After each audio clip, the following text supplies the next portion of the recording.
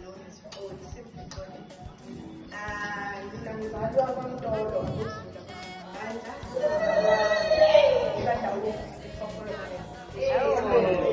ngizalwa Athembu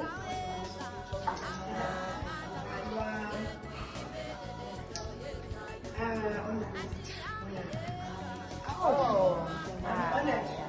I feel like I'm in the presence of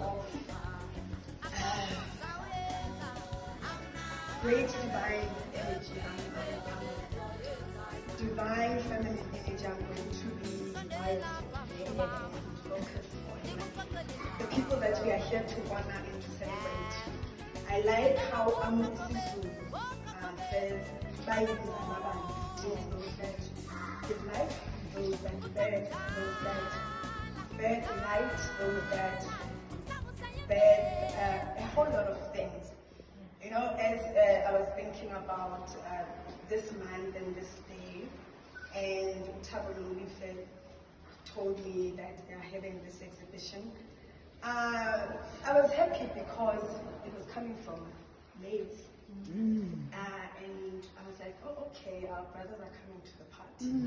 Because we will expect, because it's Women's Month, women are going to celebrate other women. Women are going to be, you know, ask the women, other fathers, this and that.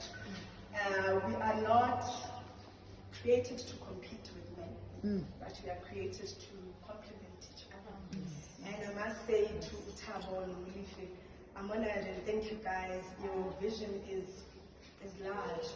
It may be something that we are currently experiencing in very intimate and small space, but it is a chosen space for a time such as this and for the people that are here.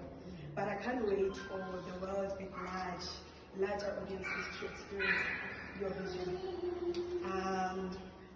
To the business of the day, I'm going to call on the artists that were selected. I'm not sure, maybe I should ask Utab what criteria they used to select these artists, but apparently there was a call out for female artists, and these female artists had to choose a woman of substance they wanted to honor and celebrate. Wow.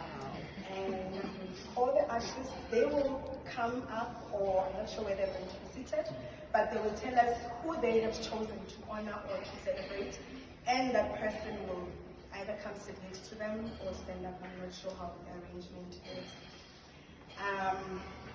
I'll start with, just a minute, Abby, can you go?